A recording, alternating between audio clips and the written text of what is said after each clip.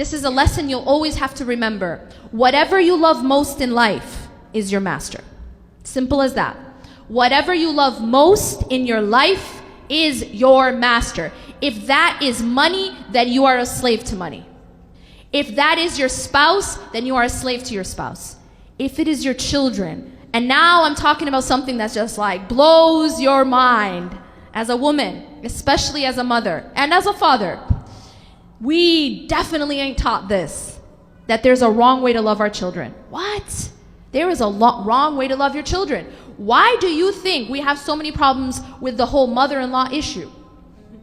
Do you want to know the reason? Anybody want to know the reason? This is the reason. It's because the dynamic to begin with from day one was unhealthy. I'm telling you guys something maybe we don't want to hear, but it's the truth. The dynamic was unhealthy from day one because that boy, that son of yours was never supposed to be in that part. That part is saved for Allah. Your life was never supposed to revolve around your children. I know, it's like, what? Your life was never meant to revolve around your children. It's unhealthy. And actually, your life is supposed to revolve around Allah. This is something we're not taught. But it's unhealthy and it creates unhealthy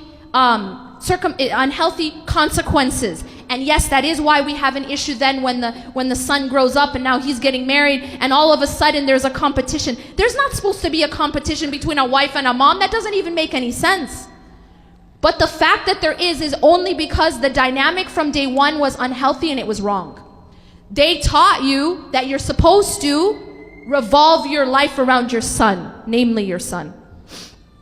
They taught you that that's actually how to be a good mom. It's not how to be a good mom. It's unhealthy. Your life continues to revolve around Allah, whether you're married or unmarried, whether you're a mother or you're not a mother. And only when your central point in your life is Allah, your greatest and deepest devotion and love is for Allah, only then, and mark my words, only then will you have healthy relationships with the creation.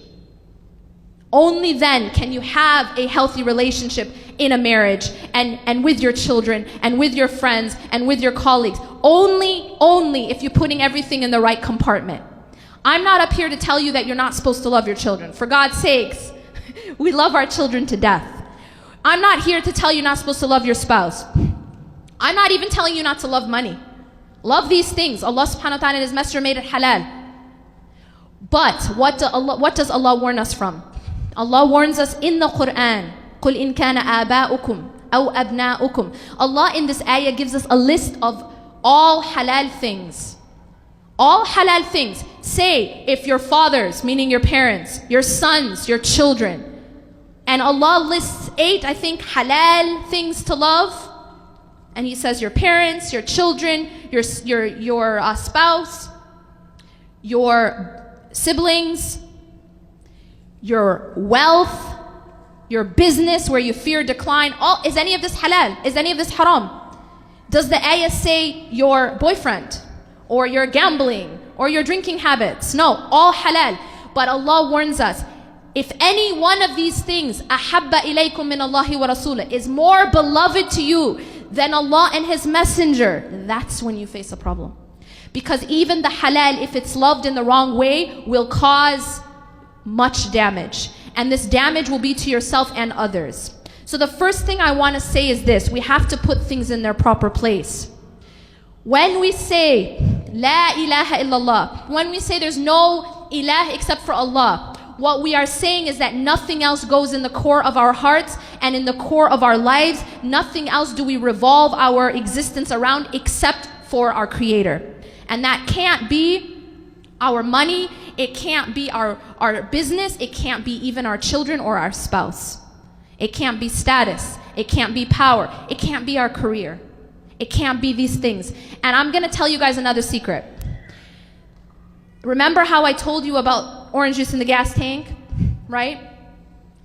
How do you know? How do you know that you're loving something in the wrong way? I'm gonna give you a very easy way to know. It's gonna hurt like heck. It's not gonna feel good. It's not gonna feel right because the car knows that you just put orange juice inside of the gas tank. The car feels it. It doesn't run right. It actually ain't gonna run. It's not gonna run at all. So the way that you and I will know that we have things in the wrong compartment is that we become tormented by that which we put at the center where only Allah should be. Is that making sense? If that is your business, you will not sleep because of always your worry about your business. If it's your career, you won't be sleeping. You'll need to start taking pills to just calm yourself down.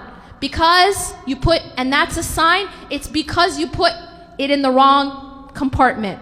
If it's your children, same thing's gonna happen. They are going to torture you. And I'm not talking the normal torture, yeah? I'm talking a different kind of level of torture, of torment. If it's your spouse, even your spouse, you'll know because you'll feel it. You'll feel that pain. And that's Allah subhanahu wa ta'ala showing us we need to move things around. We need to put Allah back at the center. You know, when I mentioned this whole thing about us mothers, when we raise our children, and if we have that dynamic incorrectly, what happens when they get older is, it's kind of like, well, I did tawaf around this boy my entire life, and now you think you're going to come and take him away? Right? Fair enough. You weren't supposed to be doing tawaf around him ever. Like that, this concept that your life begins and ends at your son was never healthy. No, that's not what it means to be a good mom. What it means to be a good mother is you have Allah at the center, and then you love your children, and then you love your spouse, and then you love everyone else, but Allah's at the center. You don't put Allah aside. You don't put Salah aside because you got soccer practice. You feel me? Oh, but I have to take my kid to XYZ, every kind of activity in the universe, but I'm missing my Salah. That means my priorities are off. Or I gotta cook this, so I'm missing Salah. That means that my priorities are off. And you're gonna find this. If someone that you love doesn't like your hijab, doesn't like it, doesn't look nice, someone you wanna marry, right? Or someone that you're already married to doesn't like your hijab, well, now it's a question, what's at the center, right? Because you're being actually told to choose. We have to make sure that we have the right thing at the center. If it is not Allah and His Messenger, we suffer, and then we make others suffer. So that's the main thing I want to emphasize. And I actually don't have time to get to the other points because I had less than 20 minutes to talk about love. But I will say this very quickly. I do go into more detail about all this in my book, but something else I want to say quickly, and I won't have much time to emphasize it. Some other pitfalls we fall into when it comes to romantic love. One of the big ones is that we focus on the surface and we miss what's inside. Now, obviously, in terms of appearance, yes, this is an obvious thing. I think many of you already know about this. But there's another level of this which I've seen and I've experienced, and that is that a lot of times we mistaken, as the sister said, what I call surface romance. We mistaken surface romance for deep connection. And the two are very, very different. See, you might have a man or a woman who does these things for you, these things and these gestures that the sister was mentioning, the roses and the surprises and all of that. And you may believe that means that you have a connection. But there is a very, very big difference between surface romance and deep connection. Deep connection is about, and these are big terms, deep connection is about compatibility. Deep connection is about vulnerability.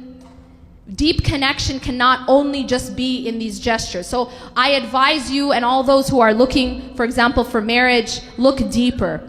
And one last thing I want to say, I will tell you, and everyone who advises you will tell you, look for deen, look for character. Absolutely, those are a must. But I will also tell you that it is not enough. It is not enough. And I'm going to say this, and I know this from experience. What I speak about, I know from experience, that it is not enough. And there are many examples, namely even in our tradition, we know, for example, great people, Zayd and Zainab, they were both amazing character, they both amazing, had amazing morals and deen, but they were not compatible. They were not compatible, and so they actually got divorced. And so what I want to say to you is that yes, you look for deen, yes, you look for character, but it is necessary but not sufficient. It is not sufficient. You have to, and I cannot emphasize this enough, you have to look for compatibility. You have to look for compatibility. And I'm not just talking about surface compatibility. I'm not just talking about I'm from Egypt, he's from Egypt, and so we're compatible. Right? That's not what I'm talking about.